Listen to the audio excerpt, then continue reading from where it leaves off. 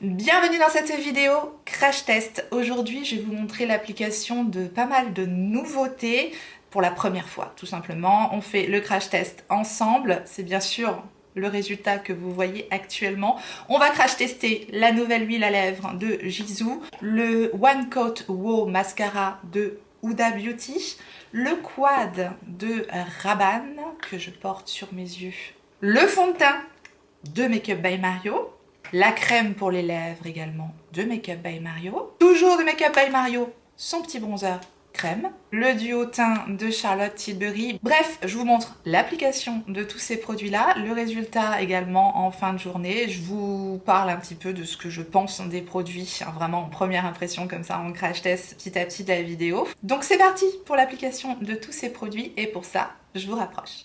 Bien voilà, comme d'habitude, j'ai déjà fait mes soins, j'ai déjà appliqué ma protection solaire également dont je vous parle très souvent, la Marie NME SPF 50. J'ai appliqué mon Hydrating Coconut Mist de LF. J'ai appliqué comme d'habitude le contour des yeux R.E.M. Beauty en gel que je rajoute par-dessus mes soins contour des yeux, justement, ce truc je peux vraiment pas m'en passer. Et j'ai déjà appliqué ma base qui est le Prime Lab de L'Oréal 24 heures Pore Minimizer, qui est une très bonne base pour moi tester les fonds de teint, parce que je sais que tout réagit super bien sur cette base petit prix qui est géniale, qui est dispo sur Amazon, mais qui possède du silicone. Je le précise toujours pour les personnes qui ne souhaitent pas avoir des produits à base de silicone. Bref, moi j'aime bien l'utiliser, notamment pour tester les fonds de teint, puisqu'effectivement, comme vous avez vu, on va tester le fond de teint Make Up by Mario. Une petite parenthèse tout de même, ne vous inquiétez pas, je ne suis pas en train de pleurer, j'ai juste fait une grosse allergie ce matin en me réveillant.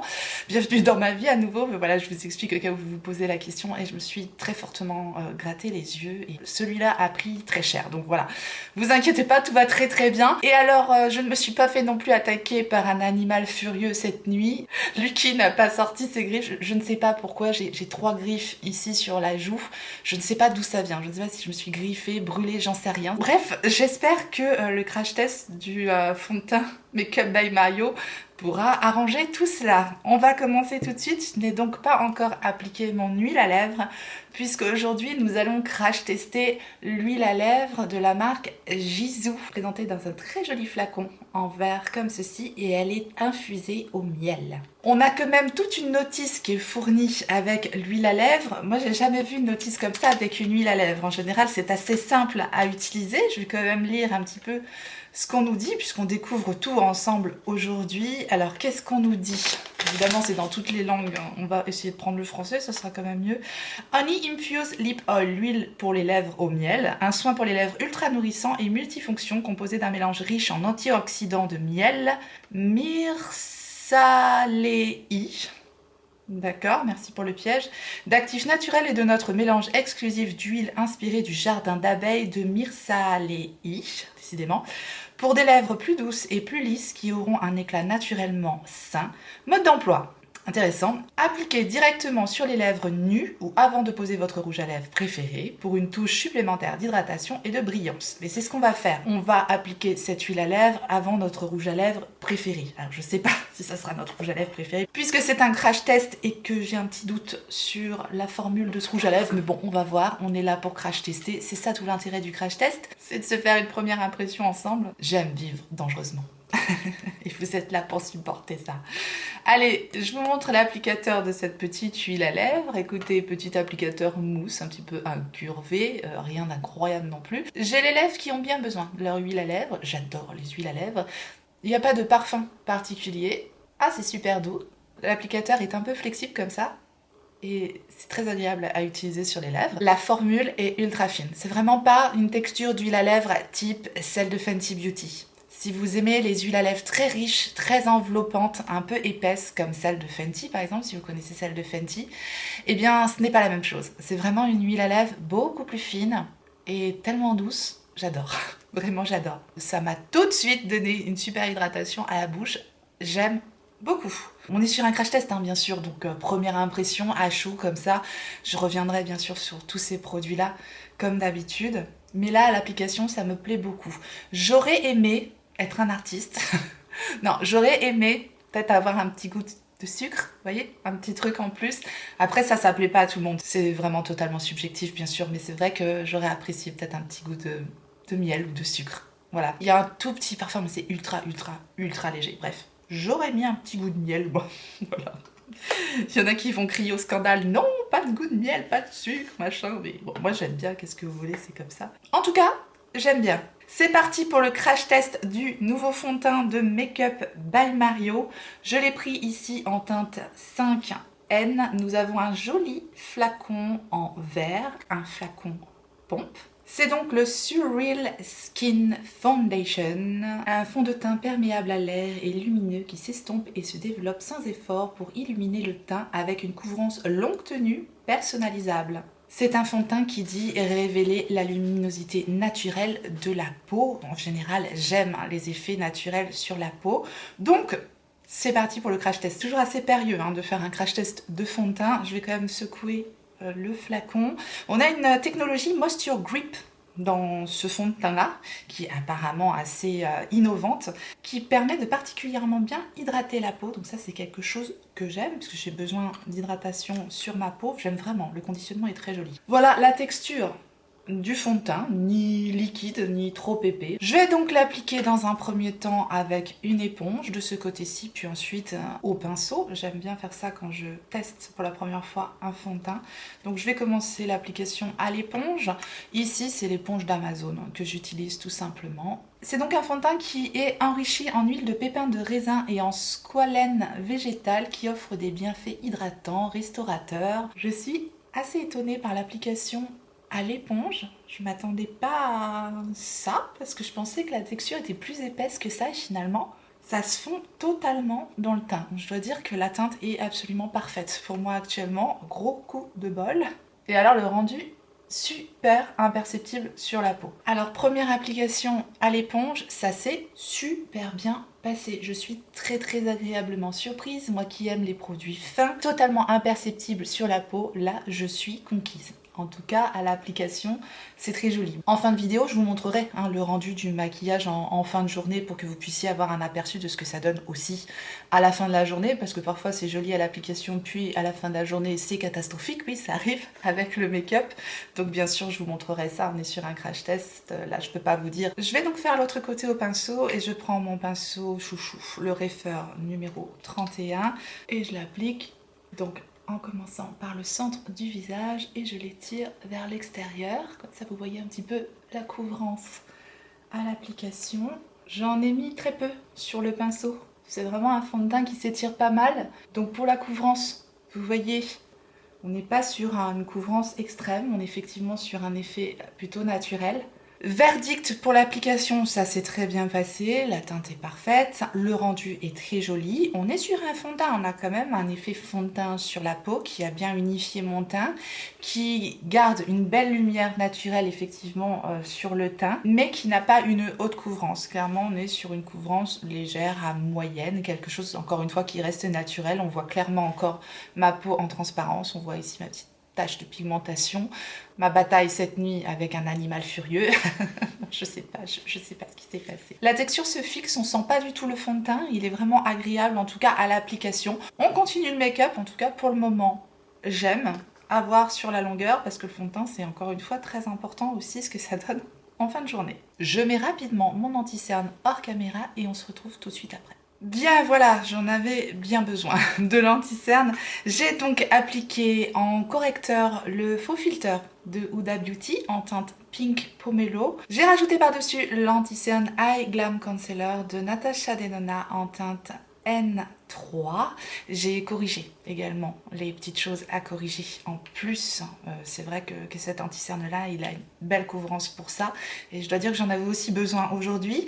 J'en ai profité également pour faire mes sourcils comme d'habitude avec le produit que je vous montre tout le temps en action et que je ne sais pas où j'ai mis. Je voudrais vous le remontrer quand même.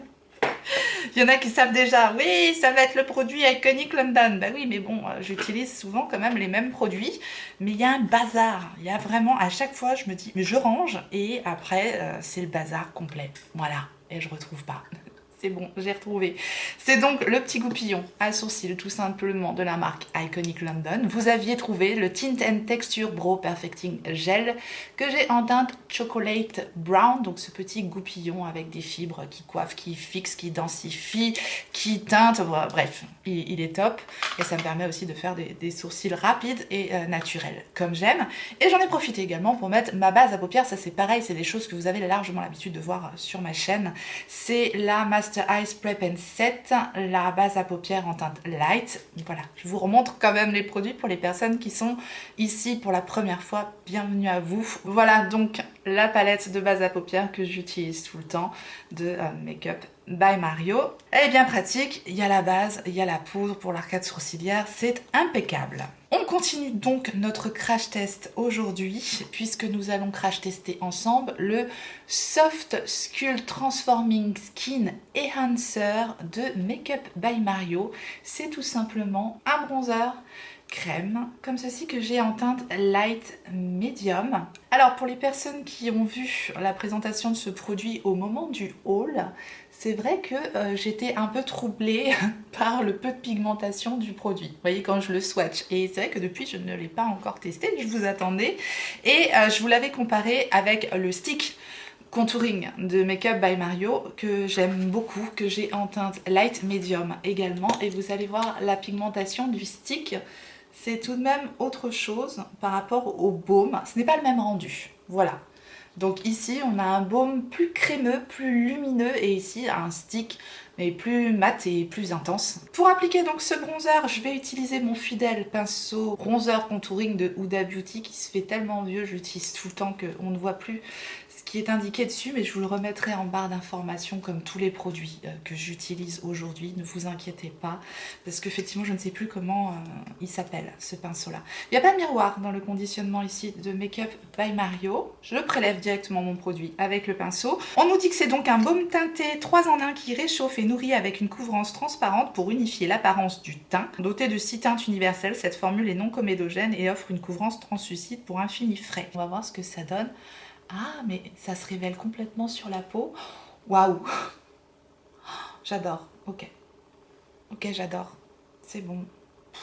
Waouh! Autant c'est le genre de produit, ça donne rien au swatch, mais alors à l'application, c'est super joli. C'est hyper fondu, c'est hyper naturel, c'est très agréable à travailler. C'est très joli, très naturel, très fondu, très imperceptible. C'est tout ce que j'aime. Je dirais que ça vient compléter mon stick que j'utilise plus en contouring et que là ça me fait le bronzer crème parfait et la texture est très très fondante, très agréable à utiliser. Maintenant c'est pas hyper pigmenté, c'est quelque chose de naturel, de doux, de lumineux, de très joli. En tout cas l'application comme ça j'aime. Ce que je pourrais dire à propos de ce produit, c'est qu'il pourrait vraiment convenir aux personnes qui sont peut-être un peu frileuses d'utiliser des produits crème, qui pensent peut-être que ça va être difficile à travailler, un peu difficile à fondre dans le teint. Ça c'était avant, maintenant c'est vrai que les produits crème, ils ont bien évolué et qu'ils arrivent à faire des formules qui sont ultra fondantes, ultra imperceptibles et qui se travaillent à merveille. Et là c'est le cas. Et on a une pigmentation tellement douce, tellement fraîche que voilà, ça pourrait convenir effectivement aux personnes qui sont un peu frileuses d'utiliser des produits crème tout simplement, mais qui veulent un peu cet effet bronzé naturel totalement imperceptible qu'offrent les produits crème, encore une fois. En revanche, peut-être que ça pourrait décevoir des personnes qui ont l'habitude de faire des choses très marquées, très contourées. Vous voyez, les make-up un peu plus appuyés. C'est vrai que moi, en journée, j'aime bien avoir des choses légères, mais pour un bronzer de soir, par exemple, j'utiliserais certainement quelque chose de plus pigmenté. Vous voyez ce que je veux dire? Donc voilà, tout ce que je peux vous dire, en tout cas à l'application sur ce produit, mais pour un produit au quotidien, je trouve très réussi. Je vais tout de même donc poudrer mon teint et j'ai envie quand même de vous montrer la Easy Bake and Snatch de Huda Beauty en action. Alors là, c'est pas un crash test puisque ça fait déjà un petit moment que je l'utilise. Depuis que j'en ai fait l'acquisition, je ne m'en passe plus.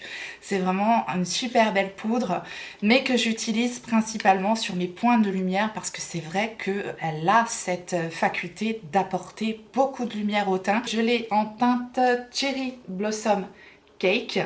Et effectivement, elle n'a pas le même aspect que la poudre libre. Si vous êtes très fan de la poudre libre qui va avoir tendance plutôt à matifier et à flouter le teint, voilà, sachez que celle-ci a une formule différente qui s'utilise différemment tout simplement et c'est vrai que j'aime énormément l'utiliser en point de lumière pour donner un côté frais à mon make-up. Vous allez voir, le résultat est assez bluffant. On a une petite houppette à l'intérieur ici, donc elle mérite d'être là. Elle est en texture un peu latex, je sais pas s'il y a du latex dedans, mais vous voyez, ça fait un petit peu cette texture un peu éponge à maquillage. J'aurais préféré qu'elle nous mette une petite texture un peu velours, comme une houppette un peu velours, comme ça je trouve que ça aurait été beaucoup plus adapté à la poudre.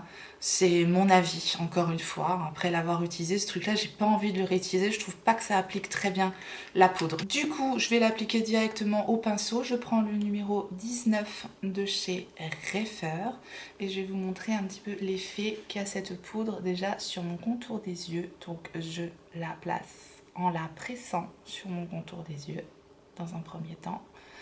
Puis, je lisse ensuite la poudre. Voilà, ça vient tout de suite réveiller le regard, me donner ce côté frais, lumineux que je n'ai pas de ce côté-ci. Vous voyez le avant-après, c'est assez probant, je trouve vraiment. Ça vient donner un coup de frais, un coup de lumière et je peux plus m'en passer. Donc je le mets très légèrement également au niveau de mes points de lumière, donc ici, et je remonte aussi ici pour lifter le regard, pour vraiment illuminer encore une fois le regard. Je mets la poudre également au niveau de l'arête du nez et au niveau du menton.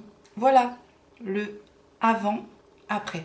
Je pense que vous voyez la différence, elle est merveilleuse. Cette poudre est vraiment très jolie. Par contre, elle n'a pas la faculté, encore une fois, de matifier et de lisser particulièrement le teint. Si c'est ce que vous cherchez, préférez plutôt la poudre libre. Mais pour une touche d'éclat et de lumière au teint, je trouve que celle-ci, elle est absolument parfaite. Elle est imperceptible, elle est fondue, elle est merveilleuse. Voilà, moi, je ne m'en passe plus.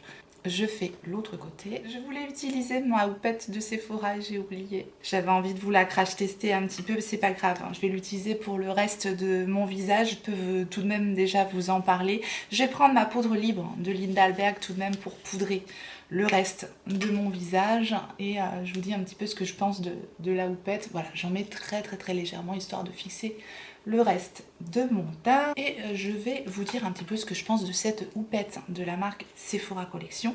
Elle est très bien, c'est un petit dupe de la houppette de Lindalberg qui est pas beaucoup plus chère finalement que la houppette de Sephora. On la trouve sur Beauty Bay encore je crois, la houppette de Lindalberg. Elle est plus souple, elle est plus molle. J'aime bien le moelleux de la houppette de Sephora, je trouve qu'elle n'est ni trop dense ni trop souple. Celle de Lindalberg est vraiment très souple.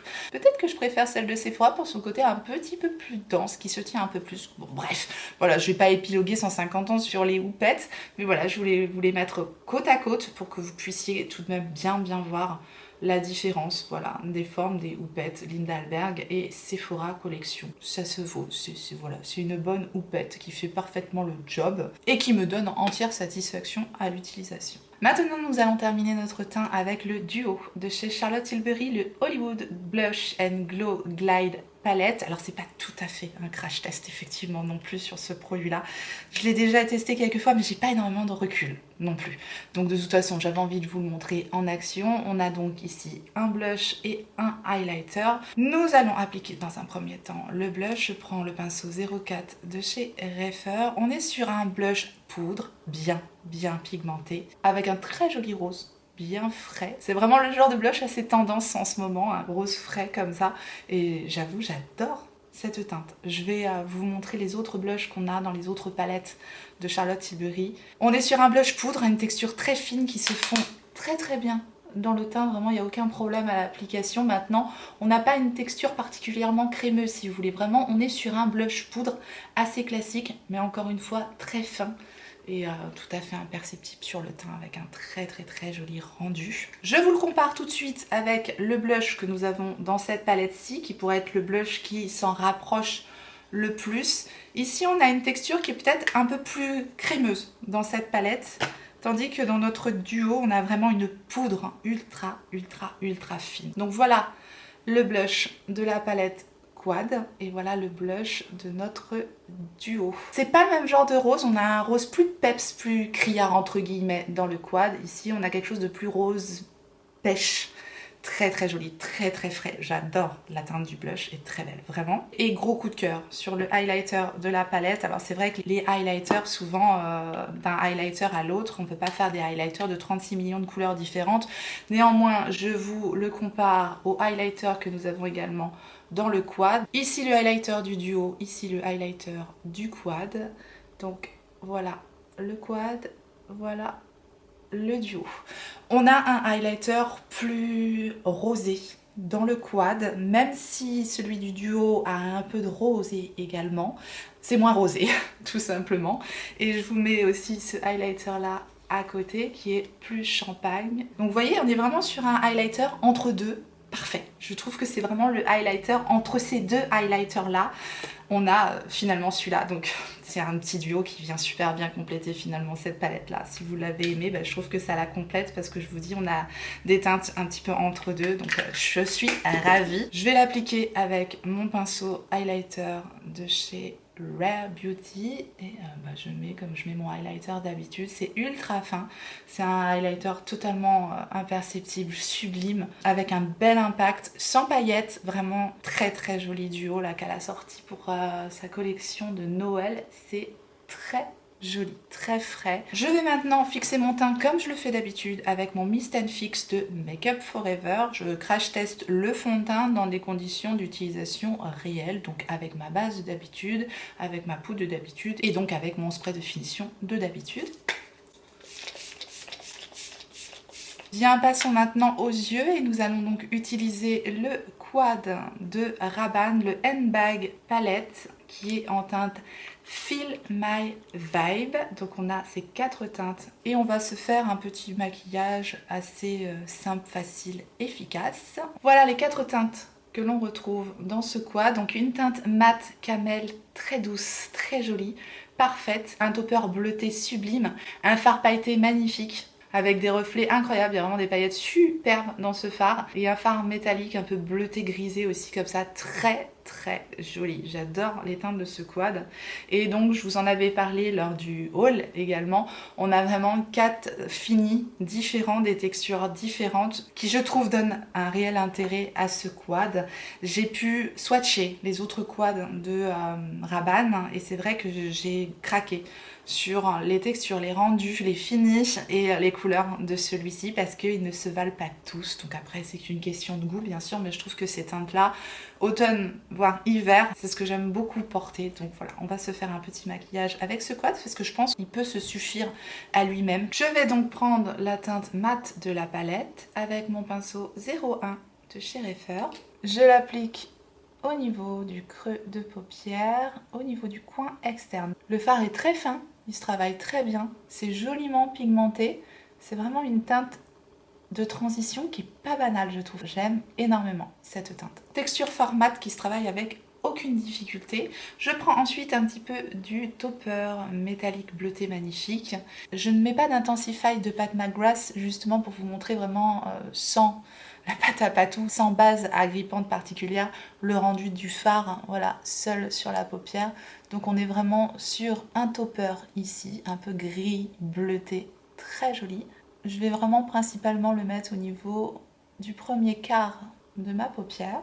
Ce type de fard s'applique essentiellement aux doigts et c'est typiquement le type de fard qui va avoir plus d'impact si on utilise l'Intensify de Pat McGrath évidemment. Je continue en utilisant maintenant ce fard-ci qui a une texture crémeuse, métallique, pailletée très belle et je l'applique également au doigt. Celui-là on pourra l'appliquer également au pinceau si on veut quelque chose de moins intense tout simplement sur la paupière et je l'applique principalement donc au niveau du centre de ma paupière mobile et effectivement c'est très joli, superbe fard. Je prends maintenant le dernier fard de la palette avec le numéro 26 de chez Refer et je l'applique au niveau de mon coin externe. Je vais faire un petit triangle simplement pour donner un petit peu plus d'intensité à mon coin externe et je remonte légèrement au niveau de mon creux de paupière. Je souligne légèrement aussi mon ras de cils supérieur avec cette teinte et également mon ras de cils inférieur, je reste au niveau du coin externe. Je vais rajouter en muqueuse inférieure le Tattoo Liner de Maybelline que j'ai ici en teinte Rose Gold. tout simplement, pour apporter un peu de lumière en racine inférieure.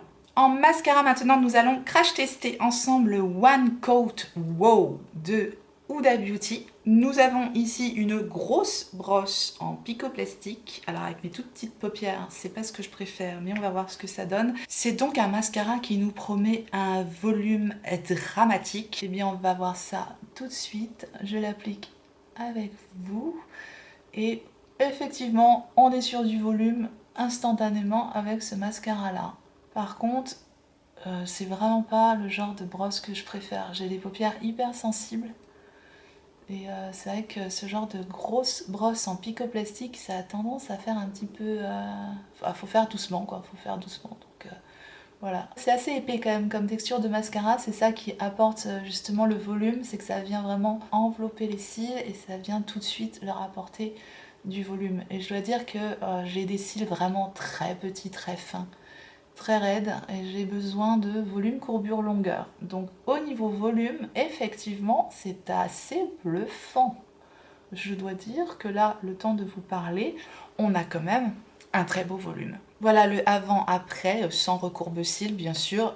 Il tient ses promesses. On a du volume. Je n'ai mis qu'une couche et je dois dire que le résultat est quand même assez joli sur moi. Voilà, résultat avec 2 couches. Bon, j'ai encore mes yeux qui pleurent, j'ai encore mon allergie. C'est pas génial, mais bon, c'est la vie, que ce que vous voulez, c'est comme ça. Je vais essayer de pas tout gâcher quand même, parce que je vais vous montrer des images du rendu aussi en fin de journée, la tenue du mascara, de tous les produits, etc.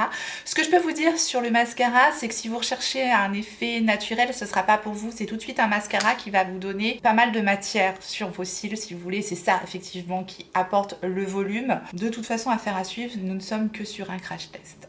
Nous allons utiliser un produit de Make Up by Mario qui est le Ultra Suede Cozy Lip Cream. C'est vraiment un produit très crémeux, assez épais à première vue comme ça. Donc j'ai impatiente de mettre ça sur mes lèvres. Je l'ai en teinte ici Muted Mauve. Voilà, applicateur mousse incurvé comme ceci. On nous dit donc que c'est une crème pour les lèvres au fini mat satiné qui enveloppe les lèvres. En une seule touche de couleur, vos lèvres sont plus lisses avec une texture mousse floutée. Je l'applique et je vous dis ce que j'en pense tout de suite. Voilà le résultat à l'application. Je n'ai pas fait de contour des lèvres volontairement pour vous montrer le résultat au naturel. Je dois dire que je suis assez étonnée par le rendu sur les lèvres. C'est vrai que ça lisse les lèvres.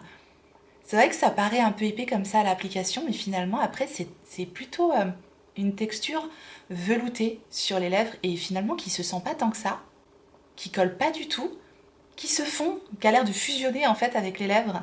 C'est assez agréable à l'application. J'aime bien cette teinte un peu froide, ça se marie plutôt pas mal avec le maquillage des yeux, j'ai du bol. J'aime bien le résultat de ce rouge à lèvres là. Ce midi, je vais certainement aller manger une pizza, donc je dois dire que pour le crash test du rouge à lèvres, ça va être parfait. On va voir au niveau de la tenue ce que ça donne, mais vraiment à l'application, je suis très agréablement surprise. Le rendu est très beau, je m'attendais pas à ça. Ça me fait tout de même penser au rouge à lèvres de Fenty, comme ceci. On n'est pas sur un rouge à lèvres sans transfert, on a du transfert. Ça me fait penser un petit peu aux rouges à lèvres de Fenty qui sont mousseux également, comme ça.